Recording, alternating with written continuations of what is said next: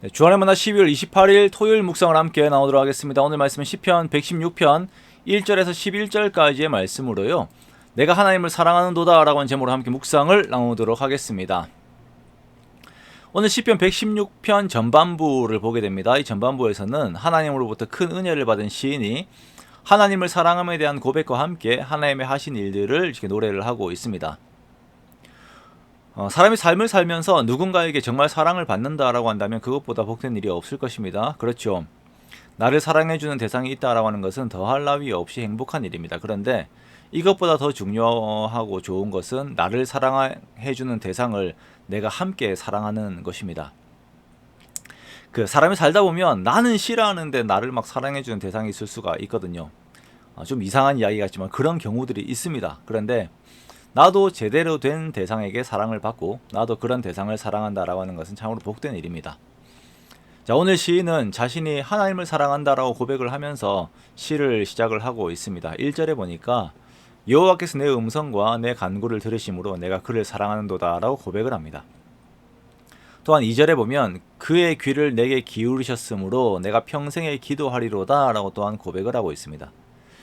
내가 하나님을 사랑한다. 그리고 내가 평생에 하나님께 기도하리이다 라고 말을 합니다. 여기에서 기도한다라고 하는 것은 하나님께 무엇을 해달라고 구한다라고 하는 것이 아니라 하나님과 영적인 대화를 나누면서 하나님과 함께 교제하는 삶을 살겠다라고 하는 그런 의미가 앞섭니다. 자, 이렇게 평생 하나님만 사랑하고 하나님과 교제하겠다라고 선언한 이 시인은 다른 사람보다 믿음이 더 강해서 더 커서 막 이렇게 말을 하는 것일까요? 아닙니다. 조금 더 분명하게 이야기를 하자면 이 시인은 기억을 잘하는 거예요. 기억을 잘하는 것입니다. 하나님께서 그에게 베푸신 은혜에 대해서 더 잘 기억하는 것뿐입니다.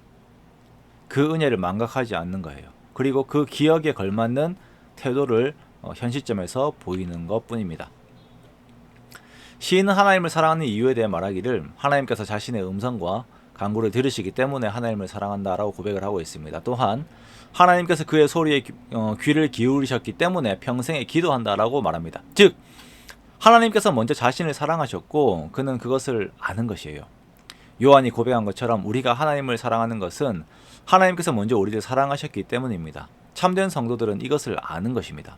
그리고 3절 이하에서는 시인이 겪은 하나님의 은혜에 대한 보다 구체적인 내용들을 담고 있습니다.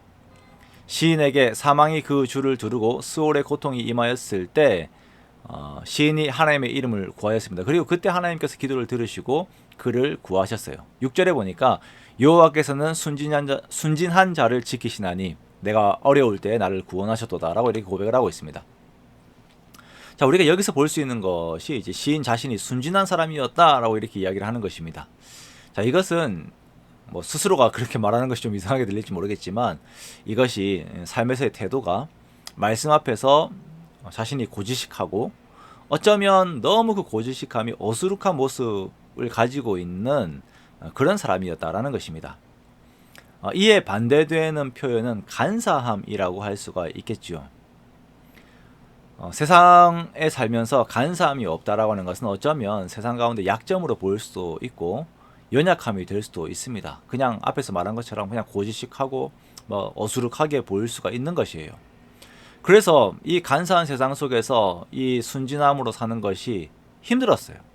그래서 자신이 힘들었어요. 그런데 그 힘든 자기 자신을 구원하셨는데 하나님께서 구원하심을 고백하는데 내가 어려울 때 나를 구원하셨도다라고 말씀을 하는데요. 내가 어려울 때라고 하는 그 순간의 힘듦은 이 시인 자신만 압니다.